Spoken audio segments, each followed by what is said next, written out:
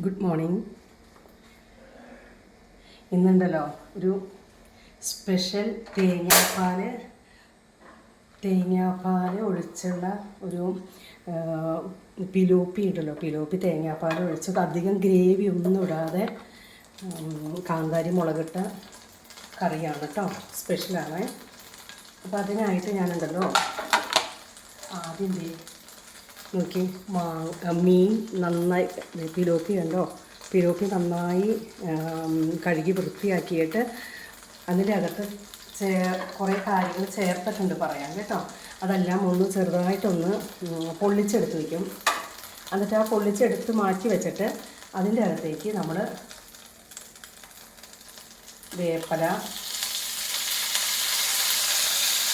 ഇഞ്ചിയും വേപ്പലയും ചുവന്നുള്ളി വട്ടത്തിലരിഞ്ഞത് കേട്ടോ. കുറച്ച് മതി കേട്ടോ ചുവന്നുള്ളി വട്ടത്തിലരിഞ്ഞത്. അതെല്ലാം ഇട്ടിട്ടൊന്ന് നമ്മൾ ആ എണ്ണയ്ക്കകത്തിട്ട് നന്നായി ഒന്ന് താളിച്ചെടുക്കണം കേട്ടോ. വേറെ നമ്മൾ ഇതിൻ്റെ അകത്തേക്ക് മുളക് പൊടിയൊന്നും ചേർക്കുന്നില്ല കേട്ടോ.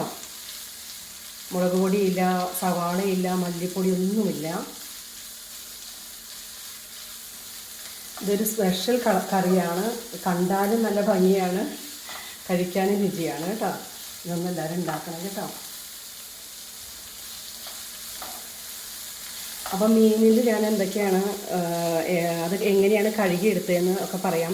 അതിൻ്റെ ഈ മീനിലൊക്കെ ഇത്തിരി മണം ഉണ്ടാകുമല്ലോ. അപ്പോൾ അതിൻ്റെ മണം പോകാൻ വേണ്ടിയിട്ട് ഇത്തിരി കല്ലുപ്പും വാളംപുളി ഒരു സ്വല്പം എടുക്കുക. എന്നിട്ട് അത് രണ്ടും കൂടി ഇതിൻ്റെ അകത്ത് കൂട്ടി തിരുമ്മി നന്നായി കഴുകുമ്പോൾ അതിൻ്റെ ഒത്തിരി അഴുക്ക് പോണത് കാണാം നമുക്ക് കേട്ടോ. ഉപ്പ് കല്ല് മാത്രം ഇട്ട് കഴുകി അതിൻ്റെ അഴുക്ക് പോവില്ല. ഇത്തിരി വാളംപുളിയും കൂടി ഇട്ട് കഴുകി കഴിഞ്ഞാൽ നന്നായി അഴുക്ക് പൊക്കോളും. 4 പ്രാവശ്യം കഴുകിയാലും നമുക്ക് അതിൻ്റെ അഴുക്ക് പോകുന്നത് കാണാൻ പറ്റും കേട്ടോ. അത്രയ്ക്ക് പിന്നെ നല്ല വെള്ളയായിട്ട് നല്ല വൃത്തിയായിട്ട് നമുക്ക് കിട്ടും കേട്ടോ. പിന്നെ ഉള്ളത് അത് കഴുകി കഴിഞ്ഞിട്ട് ചില മീനുകളുണ്ട്, പൈല, പിലോപ്പി, കരിമീൻ. ഇതിൻ്റെ അകത്തൊക്കെ ഒരു കറുത്ത പാട പോലെ ഉണ്ടാകും. ആ കറുത്ത പാട പോലത്തെ നമ്മൾ കത്തി കൊണ്ട് നന്നായി ക്ലീൻ ചെയ്ത് കളഞ്ഞിട്ടുണ്ടെങ്കിൽ അതിനൊരു മണം വരില്ല കേട്ടോ. അതുപോലെ ടേസ്റ്റിന് ചിലപ്പോൾ ഈ മീനൊക്കെ തിന്നുമ്പോൾ ഒരു ചെറിയ ടേസ്റ്റ് വ്യത്യാസമൊക്കെ വരും. അപ്പോൾ അതൊക്കെ നന്നായി ക്ലീൻ ചെയ്ത് കളയണം, അതിൻ്റെ ഉള്ളിലുള്ള കറുപ്പ് കളറൊക്കെ. അതെനിക്ക് വേറൊരു ഫ്രണ്ട് എനിക്ക് പറഞ്ഞു തന്നതാണ് അങ്ങനെ ചെയ്താൽ നല്ലതായിരിക്കും. ഞാനിപ്പോൾ അതൊക്കെ ചെയ്യുന്നുണ്ട് കേട്ടോ. അതുകൊണ്ട് മീൻ കറി വയ്ക്കുമ്പോൾ മീനിനൊക്കെ നല്ല ടേസ്റ്റ് ഉണ്ട് കേട്ടോ. നമുക്ക് മറ്റുള്ളവരും പറഞ്ഞു തരുന്ന അറിവ് നമുക്ക് ചെയ്യാമല്ലോ.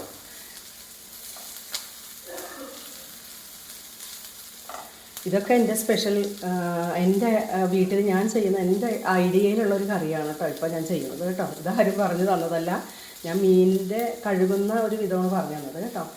പിന്നെ വേറെ എന്നിട്ട് എൻ്റെ അടുത്തേക്ക് അല്പം കാന്താരി മുളക്, പിന്നെ കാന്താരി മുളക് ഇല്ലാത്തവർക്ക് പച്ചമുളക് മതി കേട്ടോ.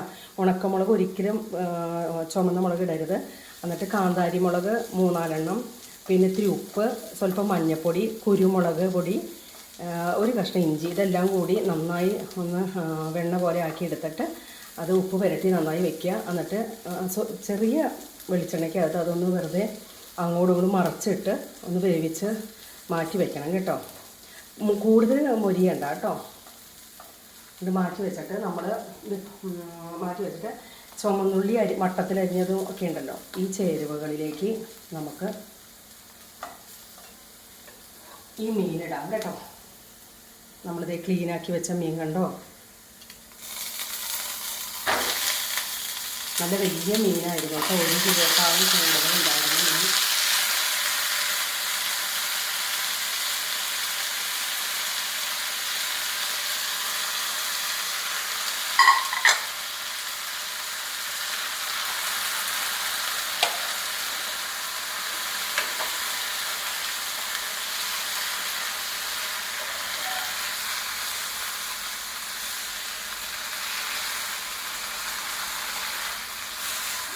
പിന്നെ പുളിയുടെ കാര്യം ഞാൻ പറയാൻ മറന്നുപോയി. കുടംപുളി ആദ്യമേ ഒരു 2 കഷ്ണം നന്നായി തിരുമ്മി ആ വെള്ളത്തിൽ വേണം നമ്മൾ മീനിൻ്റെ അരപ്പ് ചാലിച്ച് നമ്മുടെ മീനിൽ പറ്റാൻ കേട്ടോ. അപ്പോൾ തന്നെ അതിന് പുളി പിടിക്കും കേട്ടോ.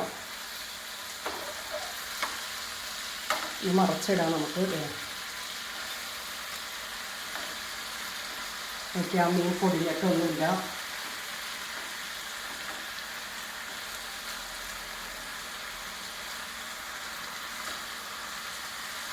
പച്ചവെള്ളത്തിൽ ചാലിച്ച് നമ്മുടെ അരപ്പ് ചേർത്ത് കഴിഞ്ഞാൽ നമുക്ക് മീനിന് പുളി പിടിക്കത്തില്ല കേട്ടോ. കുടംപുളി നമ്മൾ ഏത് കറിക്കാണെങ്കിലും വറക്കുമ്പോൾ ഇതുപോലെ എന്താ പറയുക, നമ്മുടെ അരപ്പിൽ വെള്ളത്തിന് പകരം കുടംപുളി ചേർക്കാൻ നന്നായിരിക്കും കേട്ടോ. അപ്പം പുളിരസമൊക്കെ ആയി.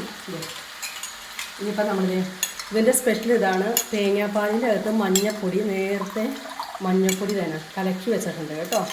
ഇത്തിരി ഉപ്പ് ഇട്ടിട്ടുണ്ട്. ഇത് നമ്മൾ ലാസ്റ്റ് ഇതിൻ്റെ മുകളിലേക്ക് ഒഴിക്കും.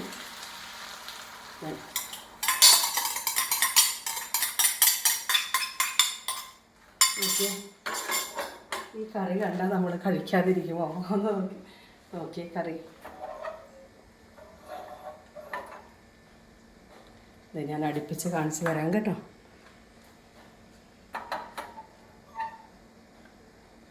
ഇഷ്ടപ്പെട്ടെങ്കിൽ ഉണ്ടാക്കി നോക്കണം കേട്ടോ. നല്ല സൂപ്പറാണ് കേട്ടോ. Okay, by.